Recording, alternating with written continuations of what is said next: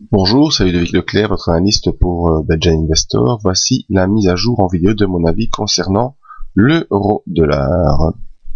Eh bien, l'euro-dollar termine cette semaine en boulet de canon, une semaine haussière suite aux dernières nouvelles macroéconomiques d'un accord interbancaire européen. En résumé, cette impulsion baissière qui nous tenait depuis le mois de mai a été coupée début juin avec une tentative de rebond qui est venue sur des zones des 38% bloquées, une zone que je vous avez prévenu, à laquelle il fallait rester attentif. Cette zone qui a bloqué les 38% ont renvoyé le cours sur le support mensuel à 1,2439.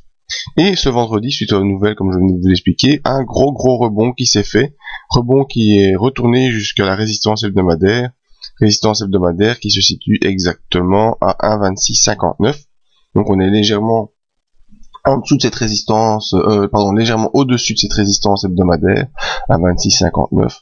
Et ce qui est important à voir, c'est que graphiquement, après une grosse impulsion baissière, on a eu un rebond, correction de ce rebond, et on repart, semble-t-il, une nouvelle fois vers un nouveau deuxième rebond, et on a un point bas qui est moins bas que le bas précédent. Donc ça, en termes d'impulsion, c'est toujours un très bon signe d'avoir un point bas moins bas que le précédent. Maintenant, l'essentiel, c'est d'aller faire un point haut, plus haut que le précédent, c'est-à-dire plus haut que les 38% de retracement à 1,2703. Voyons nos indicateurs d'impulsion. Alors très important, comme je vous le dis à chaque fois que je l'observe, et à chaque fois ça marche, non-croisement MACD. Ce signal de non-croisement MACD devrait être suivi d'une impulsion MACD assez puissante qui pourrait être précurseur, un signe précurseur d'un rebond plus conséquent sur l'euro-dollar.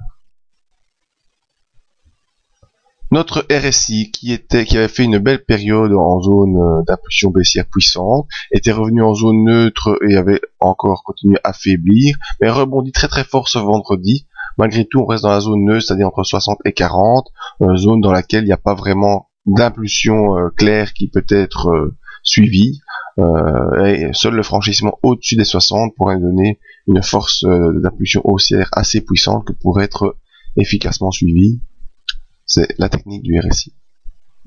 Alors important aussi, le stochastique, le stochastique qui se retourne, qui croise son signal à la hausse. Je vous attire votre attention sur le fait que le signal n'est pas, lui, retourné à la hausse, il reste encore baissier.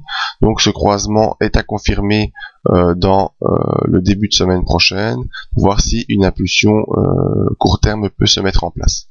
Donc au niveau de nos indicateurs, graphiquement, on a un bon signal d'un point bas moins bas que le bas précédent. Ça, c'est un bon signal. On est revenu au-dessus de la M20 qui tend à légèrement se redresser. Au niveau des indicateurs, le MACD est positif en non-croisement baissier, c'est un bon signal. Le RSI est pour l'instant dans une zone neutre entre 60 et 40, et le stochastique essaye de s'inverser, mais n'a pas encore réussi à le faire. Donc pour la semaine prochaine, ce que je viserai, s'il y a un retracement suite à ce beau mouvement de vendredi, il faudra surveiller ici la zone des 1,2573 qui correspondra avec la M20, zone en dessous de laquelle on ne peut pas retourner si on veut pouvoir avoir une impulsion haussière. Zone importante sera à franchir la M50 actuellement vers 1,2737, et l'objectif qu'on pourra fixer court terme, c'est les 1,2865 qui est la prochaine résistance mensuelle. Donc voilà, je reste légèrement positif sur l'euro-dollar, à confirmer dès le début de la semaine prochaine. Alors suivi de cette analyse, bien sûr, dans le briefing, vous le savez tous les matins dans le briefing sur le site, et je vous laisse aussi mon adresse email pour prendre des informations sur les divers services proposés par le site. Merci à tous et à bientôt.